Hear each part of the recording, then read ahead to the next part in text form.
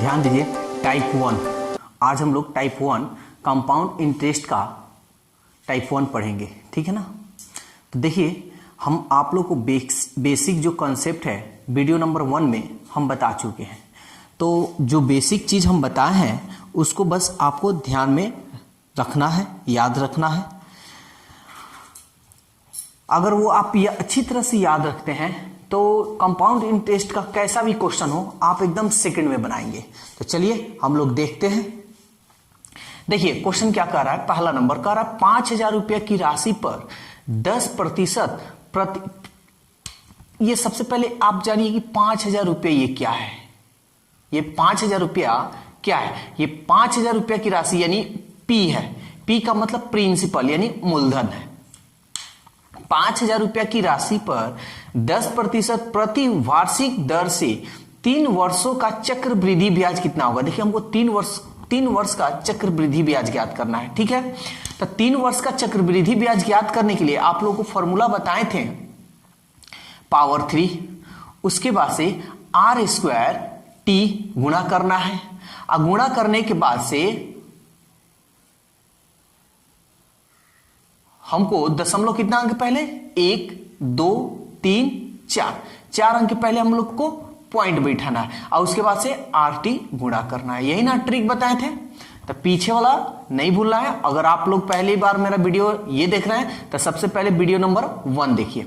तो चलिए सबसे पहले हम लोग 3 वर्ष का चक्रवृद्धि ब्याज ज्ञात करते हैं, ठीक है ना। तो 3 वर्ष का चक्रवृद्धि ब्याज, 3 वर्ष का चक्रवृद्धि ब्याज। तो 3 वर्ष का चक्रवृद्धि ब्याज क्या होता है? तो सबसे पहले R को हम लोग क्या करते हैं पावर 3 करेंगे। तो 10 का क्यू करेंगे तो 1000, 10 का क्यू करेंगे तो 1000। 2 अंक हमको लेना है तो 00। कितना बच गया हासिल 10। पीछे वाला जो भी हम पढ़ाए हैं उसको भूलना नहीं है। फिर r² t, तो 10 का स्क्वायर कीजिए, 10 का स्क्वायर 10 दहिया 100 और 100 में t से गुना कीजिए यानी 3। 10 दहिया 100, 100 में 3 से गुना कीजिएगा तो 300 और 300 में 10 जोड़िएगा तो 310। 2 अंक ही लेना है, मात्र 2 अंक। अब हमारा 1 2 3 4 अंक आ गया। 4 अंक के पहले हम दशमलव देंगे, ठीक है ना। कितना हासिल बचा 3। RT को गुणा कीजिए, R और T, तो 10 दहिया 30, सॉरी 10 तिहाई 30, 10 तिहाई 30 और 30 में 3 जोड़िएगा तो 33। दशमलव के बाद 0 का वैल्यू नहीं होता है तो हटा दीजिए। यानी आपका 3 वर्ष का चक्रवृद्धि ब्याज कितना आया 33.1, ठीक है। तो हमको चक्रवृद्धि ब्याज ज्ञात करना है। अब देखिए ये क्या दिया है मूलधन। तो मूलधन हम हमेशा क्या मानते हैं 100% हम मूलधन लेकर चलते हैं। तो 100% का मान यहां दिया हुआ है आपका 5,000 रुपया, ठीक है ना। हमको चक्रवृद्धि ब्याज करना है 10 वर्ष का 10% की दर से 3 वर्ष का चक्रवृद्धि ब्याज। चक्रवृद्धि ब्याज कितना है 33.1। तो यही ना 33.1 का मान क्या होगा। तो कीजिए 5,000 गुणे इसको इसमें हम गुना करेंगे 33.1 बटा 20, 20 से 20, 5 से गुना कीजिए, 5 एकम 5, 5 3 15, 1 16, सॉरी 5 3 15, इसमें हासिल नहीं है। अब 5 3 15 और 1 16, 1 0 है 0 बिठा दे, दशमलव 1 अंक पहले यानी 1 अंक पहले यहां पे। तो दशमलव के बाद 0 का वैल्यू नहीं होता है तो इसको हटा देते हैं। तो हमारा चक्रवृद्धि ब्याज कितना होगा 1,655। देखिए तो ऑप्शन कौन सा है 1,655 यानी ऑप्शन नंबर 2।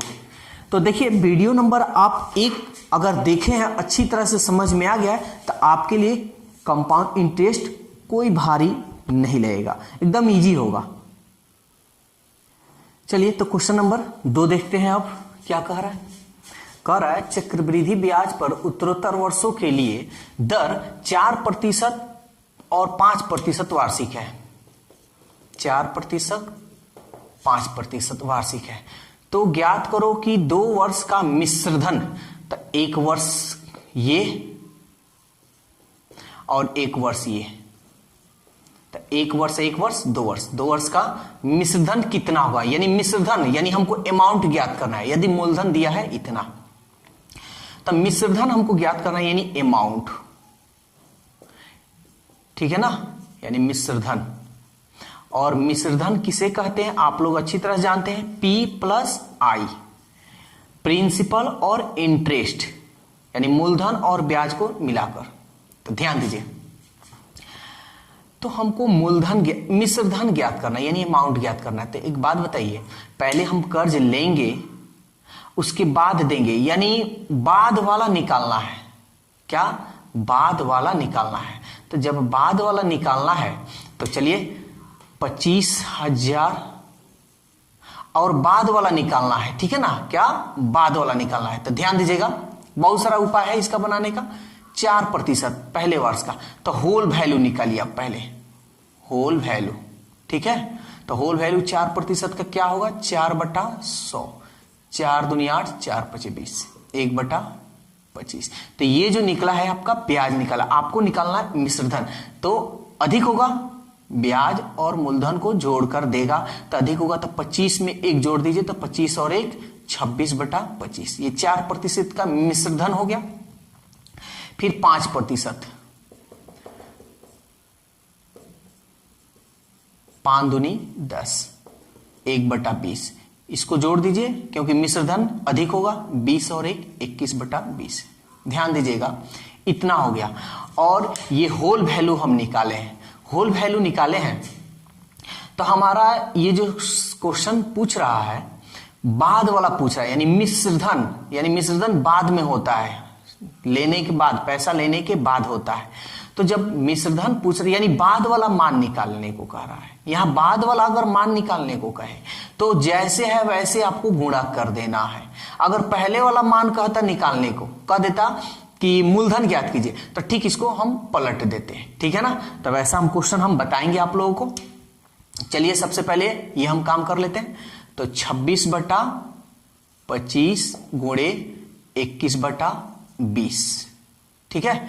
कटाते हैं, 0 से 0, 25 से कम 25, 2 0, फिर 2 से ये कटा दीजिए, 2 एकम 2, 2 3 6, गुना कर देते हैं, 13 एकम 13, 13 दूनी 26 और 1 27, 1 2 0,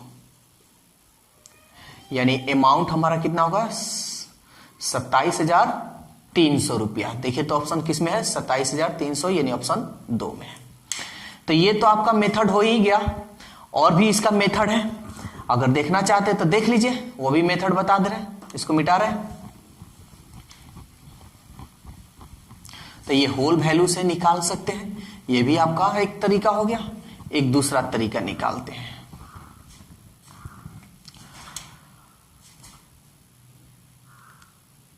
मूलधन दिया है यानी हमको अमाउंट ज्ञात करना है, ठीक है ना?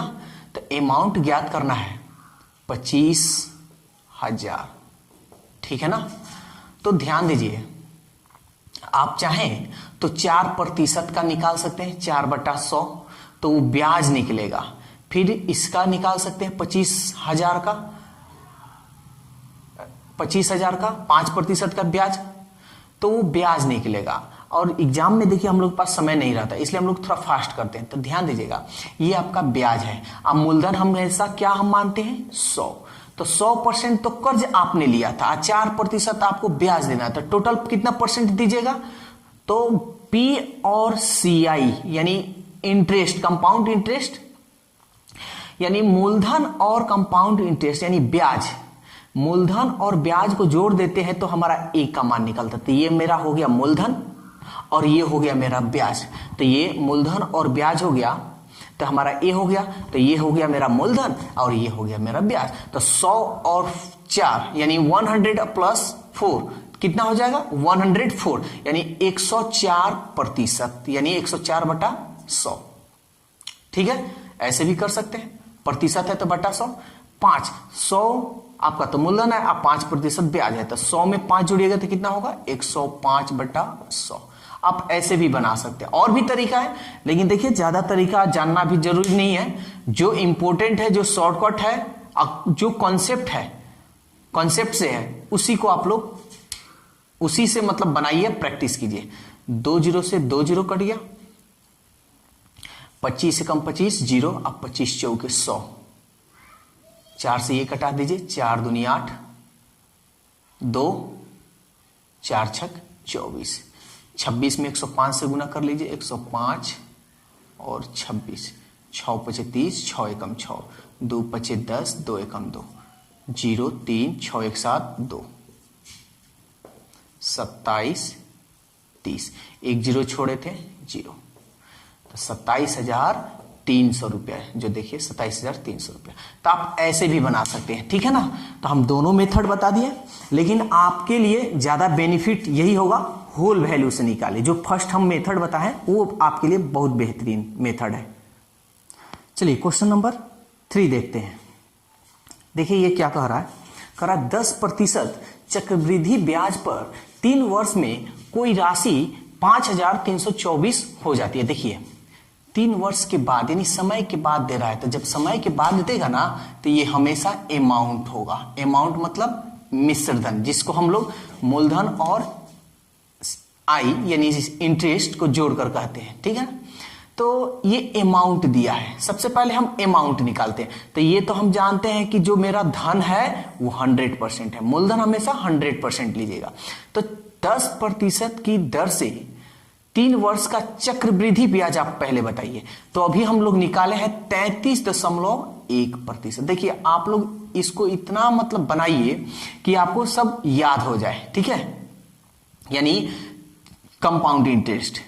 वैसे भी 10 का क्यू कीजिएगा तो 1000, यहां फिर से बता दे रहे हैं, 2 अंक लेंगे, 10 का स्क्वायर 10 दहिया 100, 100 में 3 से जोड़ी गुना कीजिएगा तो 300, 300 में 10 जोड़िएगा 310, 310 का यानी 2 अंक 10 दशमलव हासिल 3, 10 30, 30 में 1 जोड़िएगा तो 33, दशमलव के बाद 0 का वैल्यू नहीं होता, ठीक है ना। तो आप इसको इतना प्रैक्टिस कीजिए कि आपको ये याद हो जाए, ये सब पूरा का पूरा, ठीक है ना।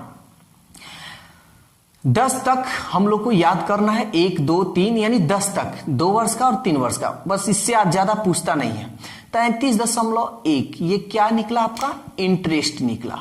और यहां जो दिया है अमाउंट, तो अमाउंट कितना परसेंट होगा, तो 100% और 33.1 यानी 133.1% आपका अमाउंट हो गया। कितना दिया है अमाउंट, 5,324 रुपया। आपको निकालना है क्या, आपको क्या निकालना है, राशि, मूल राशि, मूल मतलब पहले वाला, ठीक है ना। तो पहले क्या 100% था, तो 100% का मान निकाल लीजिए। तो 5324 इंटू 100 बाई 133.1, दशमलव 1 अंक के पहले, जब 1 अंक के पहले तो दशमलव हटा दीजिए, ठीक है, और ऊपर एक 0 बैठा दीजिए, ठीक है। अब इसको कटाइए, कितना मरतब में जाएगा, 4 एकम 4 3 12, 4 3 12 13, 4 एकम 4, यानी ये 4 मरतब में कट जाएगा, 4 एकम 4, यानी आपका जो मूल राशि था, मूल मतलब पहले वाला राशि यानी मूलधन, जिसको हम इंग्लिश में प्रिंसिपल बोलते हैं, वो कितना था, 4,000 रुपया था। जो ऑप्शन किस में है, 2 में है।